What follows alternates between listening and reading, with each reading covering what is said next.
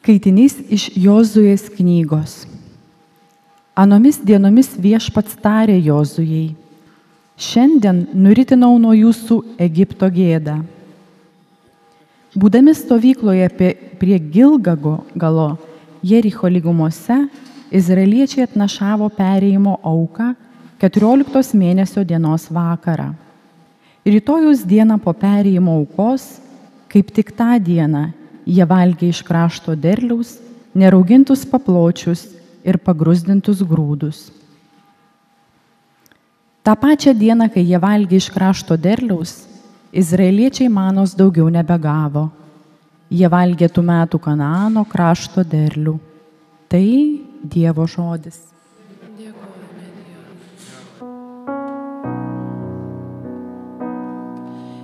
Išbandykit ir patys patirkit, koks geras yra Viešpats. Išbandykit ir patys patirkit, koks geras yra Viešpats. Visuomet aš Viešpatį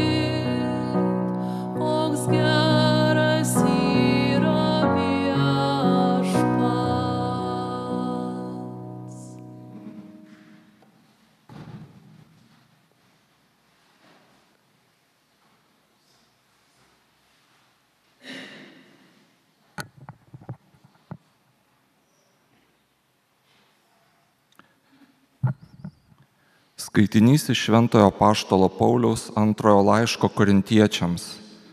Broliai ir seserys, kas yra Kristuje, tas yra naujas kūrinys. Kas buvo sena, praėjo, štai atsirado nauja, o visa tai iš Dievo, kuris mus per Kristų sutaikino su savimi ir davė mums sutaikinimo tarnystę. Juk tai Dievas Kristuje sutaikino su savimi pasaulį, neįskaito žmonėms nusikaltimų ir patikėjo mums sutaikinimo žinią. Taigi Kristaus vietoje einame pasiuntinių pareigas, tarsi pats Dievas ragintų per mus. Kristaus vardu maldaujame, sutaikinkite su Dievu, tą, kuris nepažino nuodėmės, jis dėl mūsų pavertė nuodėmę, kad mes jame taptume Dievo teisumu. Tai Dievo žodis. Garbė ir šlovė tau viešpatie Jėzau. Garbė ir šlovė tau viešpatie Jėzau. Kelsiuosi, eisiu pas tėvą ir sakysiu: Tėve, nusidėjau dangui ir tau. Garbė ir šlovė tau viešpatie Jėzau. Garbė ir šlovė tau viešpatie Jėzau. Viešpat su jumis. Iš Šventosios Evangelijos pagal Luką.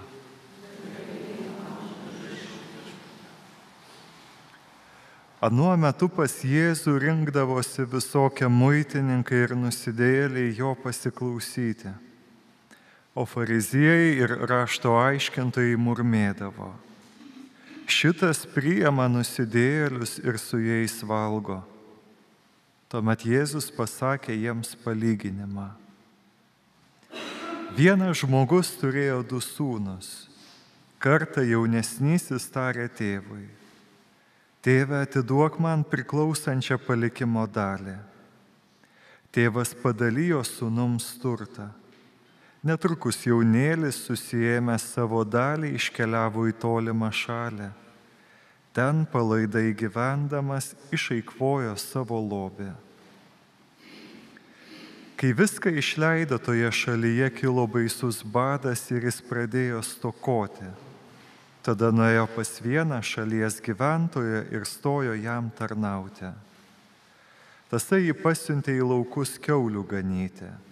Jis geidė prikimšti pilvą bent anksčiau jovalo, kurį ėdė kiaulės, tačiau ne to jam neduodavo.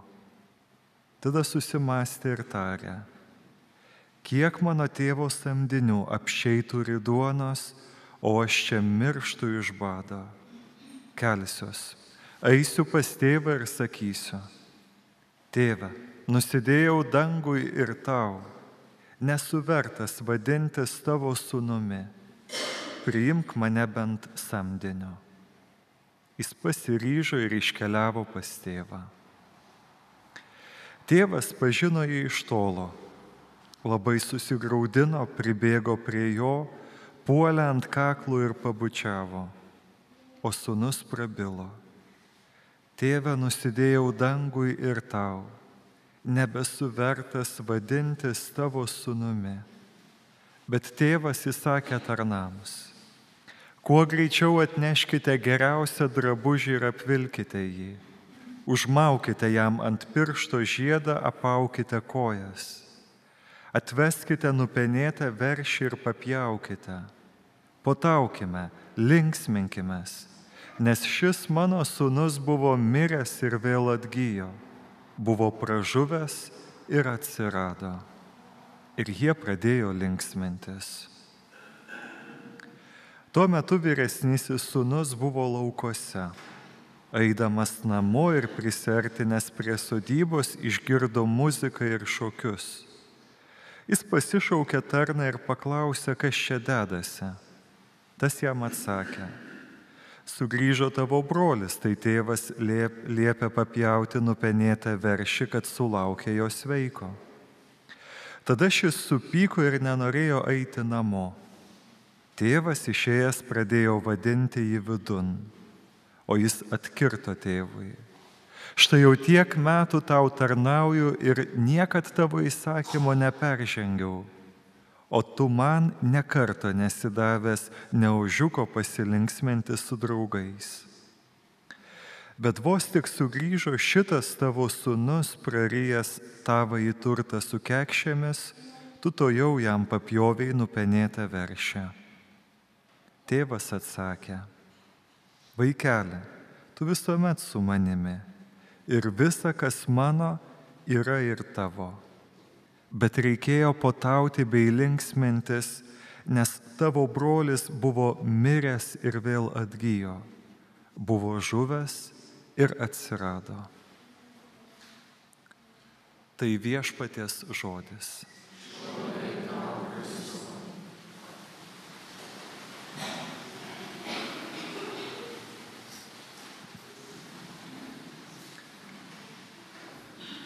Nėra taip lengva rasti giją tarp trijų ką tik girdėtų skaitinių.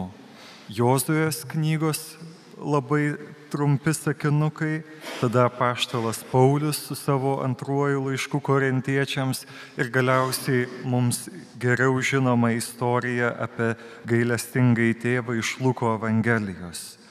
Kas yra bendro?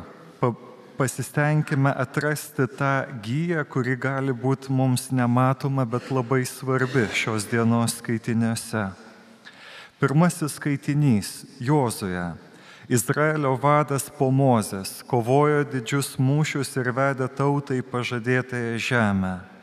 Žinote, kad Jozuės vardas yra kaip Jėzaus vardas, tas pats hebrajiškai skamba tas Ješua.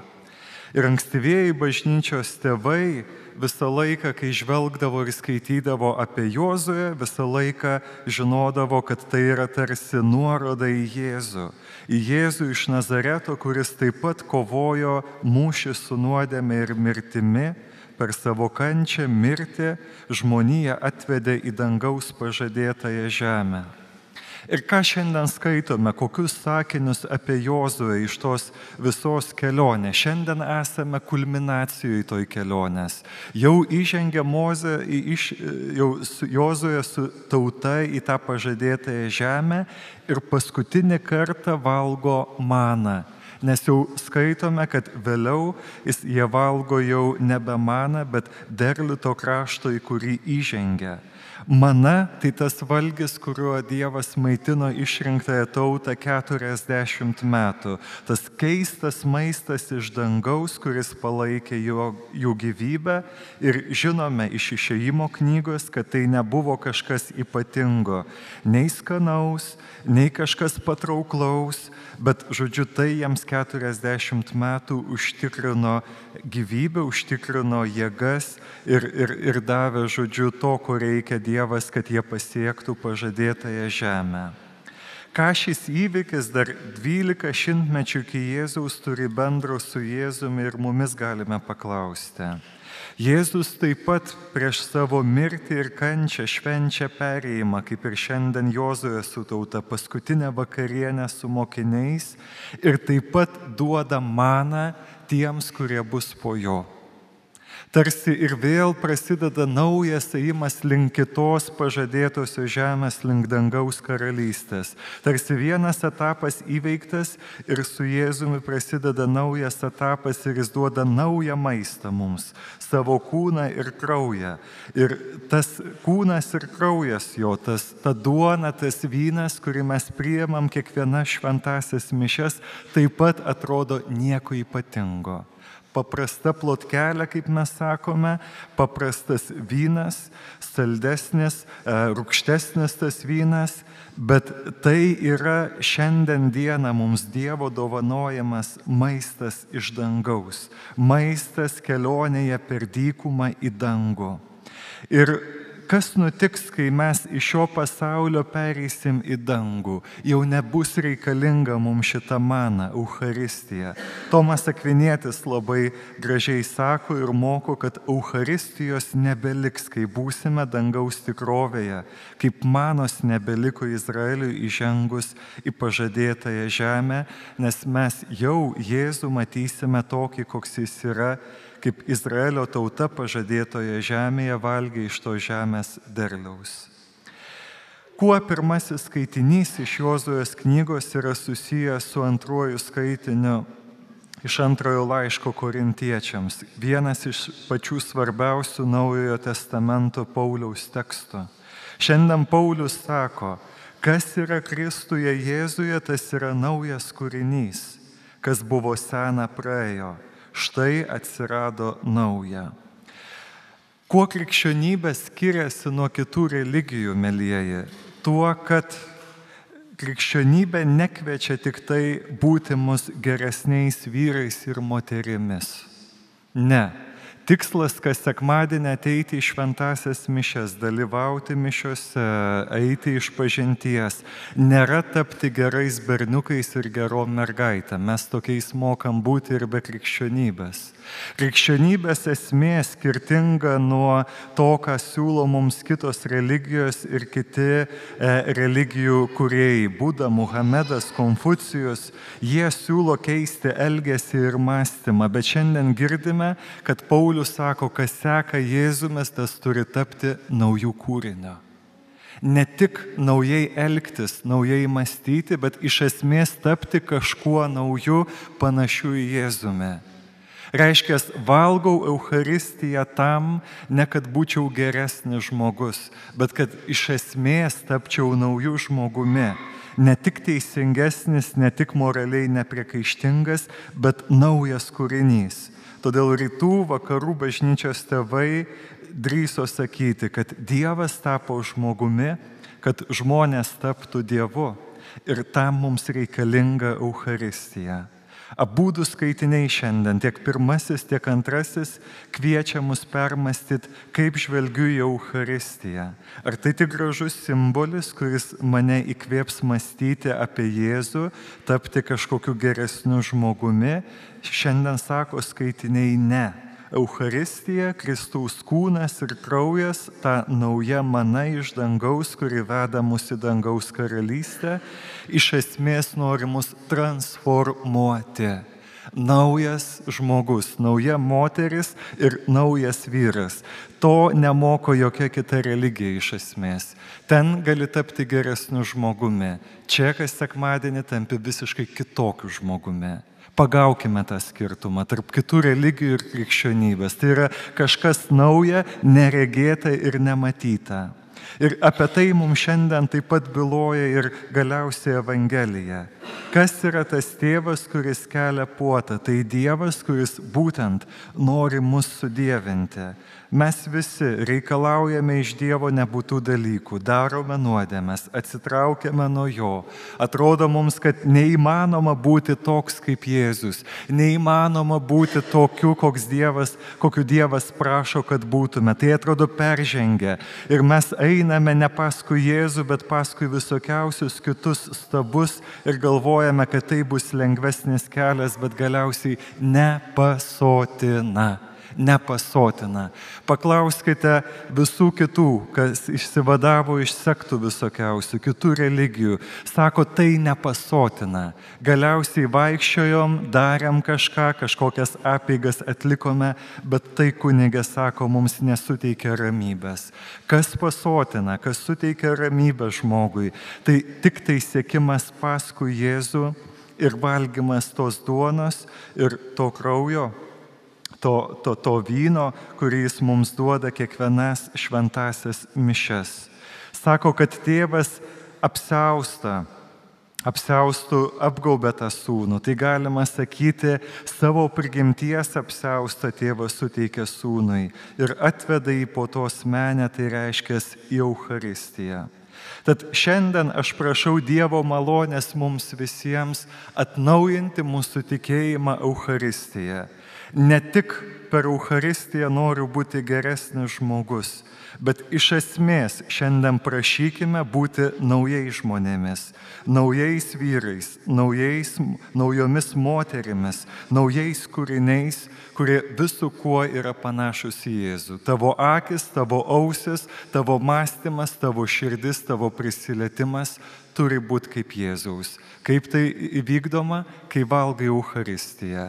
Tad Dieve, prašau tavęs tokios malonės, tokio tikėjimo šiandien, kai sakysiu šiandien aš ar kitas kunigas Kristaus kūnas ir kraujas, tai klausiu tavęs, ar nori būti kitokiu žmogumi, panašu į Dievą, ne geresniu žmogumi, ne šiek tiek geresniu, ne tobulesniu. Iš esmės šiandien klausiu, sakydamas, ar nori būti tokiu, kokiu net neįsivaizduoji, kad gali būti. Ir jeigu šiandien atsakysite amen, reiškia šiandien sakysite taip didžiuliai permainai savo gyvenime. Tad Dieve, leisk mums būti šios permainos dalyviais. Amen. Išpažinkime tikėjimą. Tikiu į vieną Dievą, visagalį Tėvą, dangaus ir žemės, regimosios ir neregimosios visatos kūrėją. Tikiu į vieną viešpatį Jėzų Kristų, vienatinį Dievo Sūnų, prieš visus amžius gimusi iš Tėvo, Dievą iš Dievo, šviesą iš šviesos, tikrą Dievą iš tikro Dievo, gimusi, bet nesukurta, esanti vienos prigimties su Tėvu. Per jį visa yra padaryta. Jis dėl mūsų žmonių, dėl mūsų išganimo nužengė iš dangaus. Šventosios dvasios veikimo priėmė